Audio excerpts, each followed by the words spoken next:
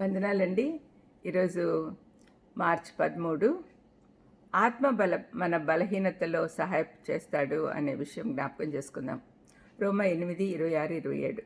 అటువలే ఆత్మయు మన బలహీనతను చూసి సహాయం చేయుచున్నాడు. ఏలయనగా మనం యుక్తంగా ఎలాగూ ప్రార్థన చేయవలనో మనకు తెలియదు, కానీ ఉచ్చరింప శక్యము గాని మూలుగలతో ఆ ఆత్మ తానే మన పక్షంగా విజ్ఞాపన చేయుచున్నాడు. మరియు హృదయములను పరిశోధించువాడు ఆత్మ యొక్క మనస్సు ఏదో ఎరుగును. ఏలయనగా ఆయన దేవుని చిత్త ప్రకారము పరిశుద్ధుల కొరకు విజ్ఞాపన చేయుచున్నాడు.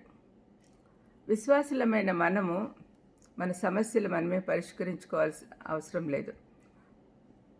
ప్రార్థన చేసేందుకు సరైన మాటలు మనకు తెలియకపోయినా పరిశుద్ధాత్మ దేవుడు మనతో పాటు మన కొరకు ప్రార్థించినప్పుడు దేవుడు సమాధానం ఇస్తాడు.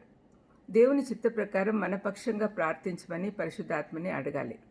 దేవుని ఎదుట మన విన్నపాలు తీసుకొని వచ్చినప్పుడు ఆయన మన కొరకు మంచిదే చేస్తాడు అని నమ్మాలి. మనము ఇప్పుడు చదువుకున్న వాక్య భాగాన్ని 4 భాగాలుగా ధ్యానించి అర్థం చేసుకుందాం. 8:26 మొదటి భాగం. దాంట్లో ఆత్మ మనకు సహాయం చేస్తాడు అని చెప్పబడింది. మన బలహీనతల్ని ఎలా ఎదుర్కోవాలో చూపిస్తాడు. మన బలహీనతలు ఏంటి? భయము, అలజడి, అనారోగ్యము, ఆత్మీయ శత్రువులతో దాడి, ఇలాంటివి.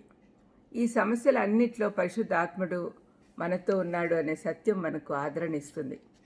విశ్వాసులంగా మనము మన భారాలను ఒంటరిగా భరించాల్సిన అవసరం లేదు. మన బలహీనతలలో ఆయన శక్తి చాలును అని అంటున్నాడు పౌలు.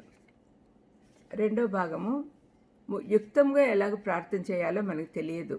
ఎందుకంటే భవిష్యత్తు మన కొరకు ఏం చేస్తుందో మనకు తెలియదు. అంతేకాక మనకి ఏది మంచిదో కూడా మనకు తెలియదు.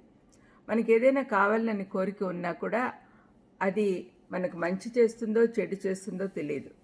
దేవుని ప్రణాళిక ఏంటో కూడా మనకు తెలియదు. సార్వభౌముడైన దేవుడు మన భూత భవిష్యత్ వర్తమానాలు తెలుసు కాబట్టి మనకేది మంచిదో ఆయన నిర్ణయించగలిగాడు. ఆ సంగతి పరిశుద్ధాత్మనికి తెలుసు.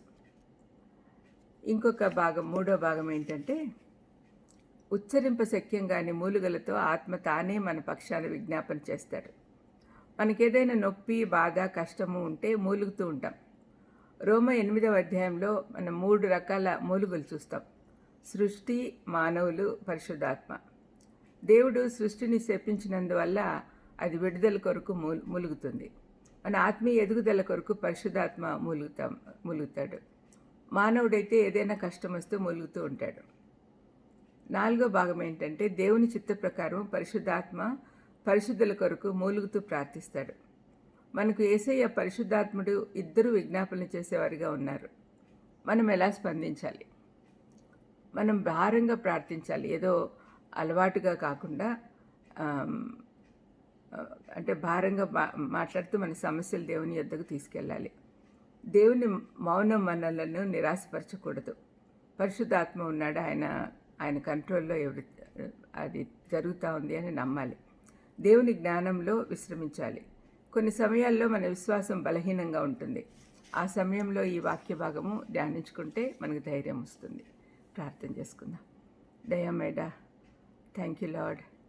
తండ్రి, పరిశుద్ధాత్మ దేవుడు మాలో ఉండి మా కోసం విజ్ఞాపనలు చేస్తున్నాడనే ఆ సత్యము మాకు సంతోషం ఇస్తుంది, ఆయన ధైర్యం ఇస్తుంది. తండ్రి, ఈ విధంగా మేము నమ్మేదానికి సహాయం చేయమని యేసుక్రీస్తు నామమున వేడుకొంచున్నాను తండ్రి. ఆమేన్. God bless you.